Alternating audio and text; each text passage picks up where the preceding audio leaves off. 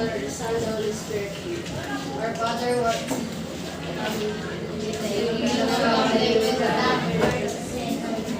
give us this day our daily bread, and forgive us our trespasses, as we forgive those who trespass against us. And lead us not into temptation, but deliver us from evil. Amen. Good afternoon, ma'am! Good afternoon, class. Ano pala yung pinag-aralan natin kahapon? Miss Akulay? 3 types of table of specification. Very good. And before we start our discussion, I prepare activity. Ito yung tawag na pass the message. So, kailangan ko ng 2 groups, 10 to 5. So, dito na lang yung kabilang. Again. Madali lang. Ay, basta na naman.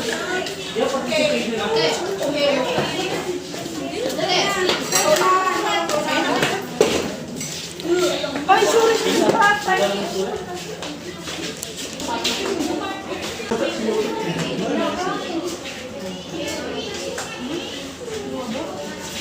Ano?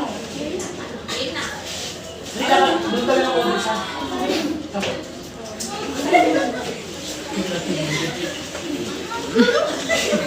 Bilang! Baliktad. Please. Ano?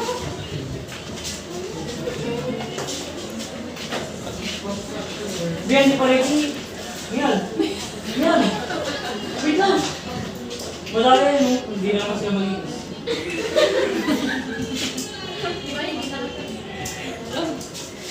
Ano na kanila?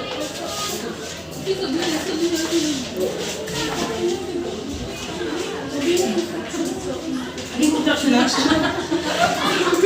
Okay. Hey.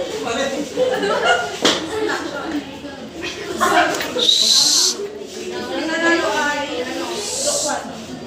Yay! So,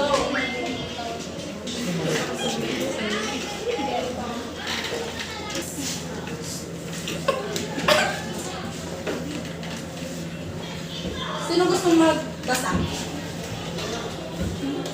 Si Monica.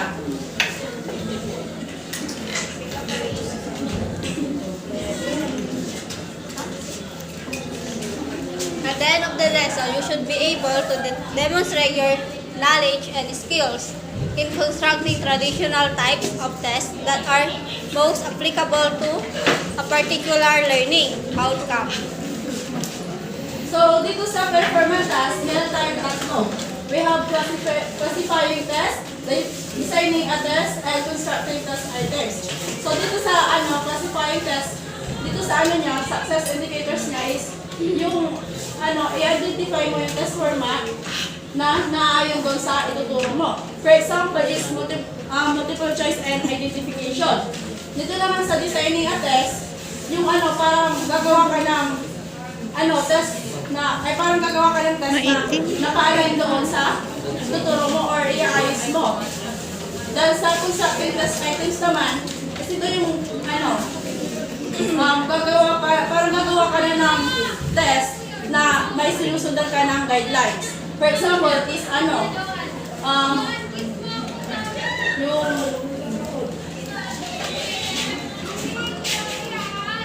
for example is yung standardized test. Next. Sino gusto magbasa ulit? Si Desiree. The construction of tests requires skills and experience. To be able to successfully perform the above cognitive performance tasks, you should be able to distinguish the different test types and formats and understand the process and requirements in setting learning objectives and outcomes, and in preparing the table of specifications. To fully grasp this particular lesson, it is suggested you review lesson 3 and 4. So dito po sa prerequisite of the lesson is kailangan po sa paggawa ng test is kailangan alam po natin yung iba't ibang uri ng test. And dapat alam din natin yung kailangan natin at pagbabasihan ng mga learning objectives and pagpaplano ng specification, ay table of specification. Dito sa classroom assessment is nakakatulong ito sa mga students kasi mamimeasure yung knowledge skills nila regarding sa class.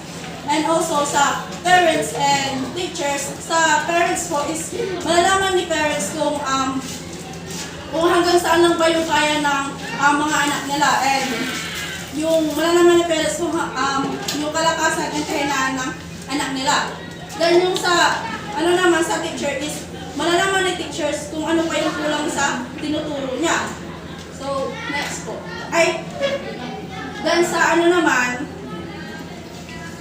sa result ng test is sa pagkuha ng sa result ng test sa pagkuha ng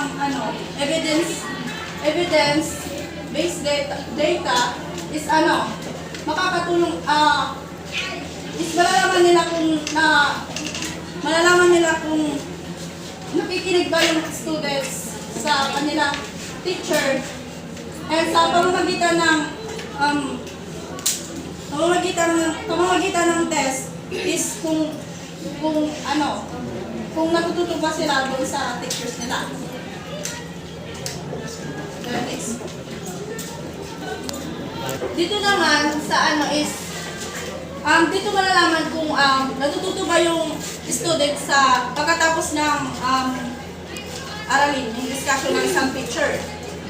Then, for example na lang is yung teacher, topic niya is about sa aralin panlipunan.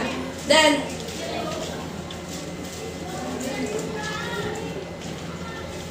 nagturo siya ngayon. Then, pagkatapos niya magturo is magpapa-research siya doon sa mga students niya para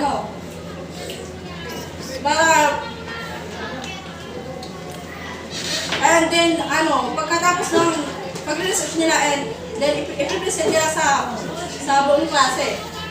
Then doon makikita kung and yung i-research nila about sa pangyayari sa kasaysayan ng Pilipinas. Then sa traditional test, pag sinabing traditional test is ito yung sa papel and sa yung mga ballpen na ganon. And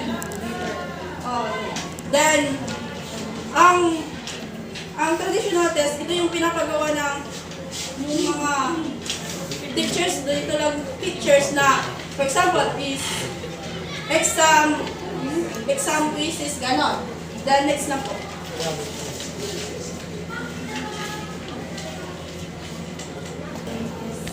Sylvia. To guide you in choosing the appropriate test format and designing fair and appropriate yet challenging tests, you should ask the following important questions. Number 1, what are the objectives or desired learning outcomes of the subject unit lesson being assessed? Deciding on what test format to use generally depends on your learning or the desired learning outcomes of the subject, unit, or lesson. Desired learning outcomes are statements of what learners are expected to do or demonstrate as a result of engaging in the learning process. It is suggested that you return to Lesson 4 to review on how to set or instructional objectives or intended. So dito po sa pagpili ng test is kinakailangan na alam mo yung objectives and yung learning outcomes ng isang subject na ituturo mo. Parang gagawin mong test is, test format is naka-align doon sa ituturo mo. For example is storytelling, then storytelling yung gagawin mo. Sa tingin mo ba appropriate yung identification and AC sa ginawa mong story Then, ginawa kong storytelling. Yan inyo. Pag-operate ba yung yung identification and basis sa ginawa kong story? Yes. Storytelling. Yes. Very good.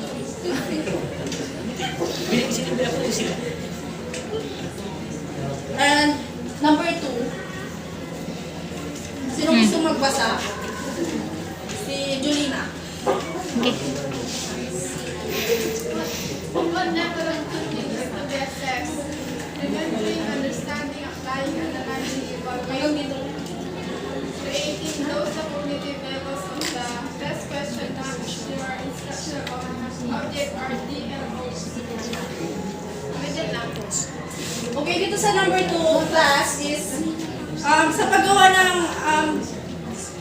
paggawa or mag-design ng isang test is dapat importante ito kasi para ma-consider natin yung kung anong level ba yun ng thinking kung gagawin ang gagawin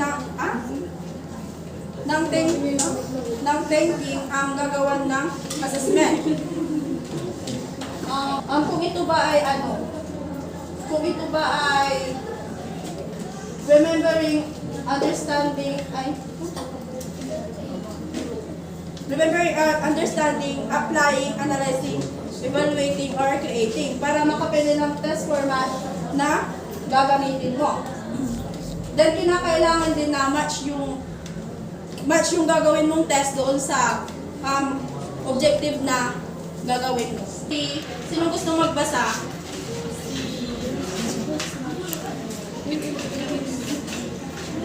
Mahaba naman pa. Gorgonia. Pag-ibasa mo.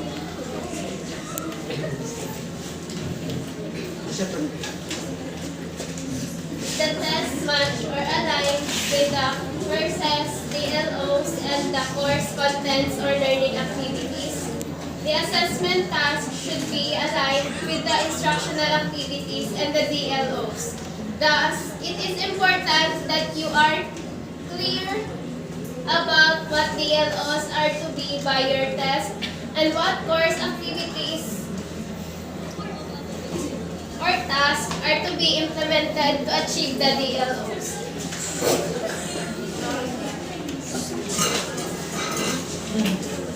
For example, if you want learners to articulate and justify their stand on ethical decision-making and social responsibility, practices in business, and essay test and class debate are appropriate measures and tasks for this learning outcome.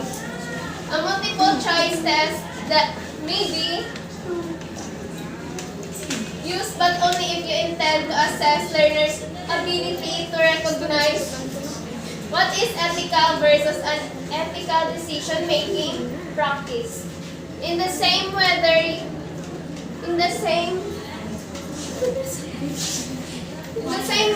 matching type items may be appropriate if you want to know whether your students can differentiate and match the different approaches or terms to their. So, ang test ay dapat na isang reflection na ng design learning outcome ng nilalaman ng course at mga gawain sa pagkatuto. Then, number 4.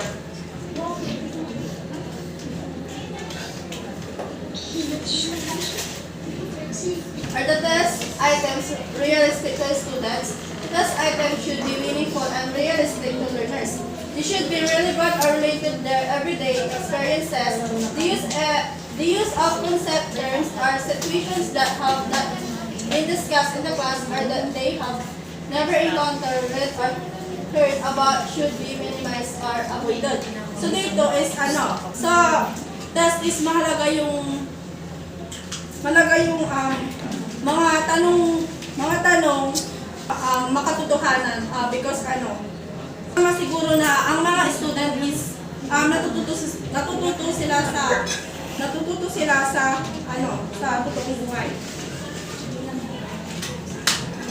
Oh, ma'am, bring out your Miss Kyle. Mama board. Yes.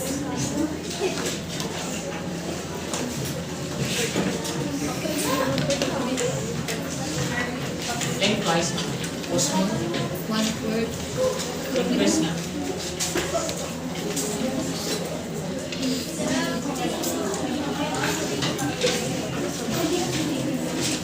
Number 1. How do classroom assessment benefit parents? A. By gathering data for school funding. B. By assisting teachers' performance. C. By providing entertainment. D. By giving feedback on their child's achievements.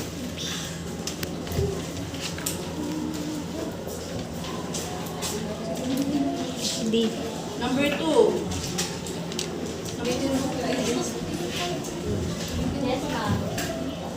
What type of assessment is noted for its reliability and content validity? A. Informal assessment. B. Peer assessment. C. Traditional writing assessment. D. Performance-based assessments. Ulitin ko yung number 1. Number 1. What do classroom assessments benefit parents? A. By gathering data for school funding. B. By assessing teachers' performance. C. By providing entertainment. D. By giving feedback on their child's achievements. Number 2 ulit. What type of assessment is noted for its reliability and content validity? A. Informal assessment. B. Peer assessment. C. Traditional writing assessment. D. Performance-based assessments. Number 3. Okay na ba? Yes, ma'am. When deciding on a test format, what should be considered? A. The classroom environment. B.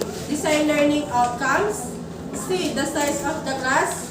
D. The instructor's preferences. Ulit. When deciding on a test format, what should be considered? A. The classroom environment. B. Desired learning outcomes. C. The size of the class. D. The instructor's preferences. Number 4. Okay na ba, class? Yes, ma'am. What should be reviewed to set instructional objectives? A. Lesson 5. B. Lesson 2. C. Lesson 3. D. Lesson 4. Ulit, ma'am. Ulit. What should be reviewed to set instructional objectives? A. Lesson 5. B. Lesson 2. C. Lesson 3. D. Lesson 4. Kain na po. Right now. Bubo. What is the primary purpose of assessing desired learning outcomes? A. For grading purpose only. B. To measure students' understanding and performance. C. To test teaching effectiveness. D. To encourage competition among the students. Ma'am, isa pa po. Okay na?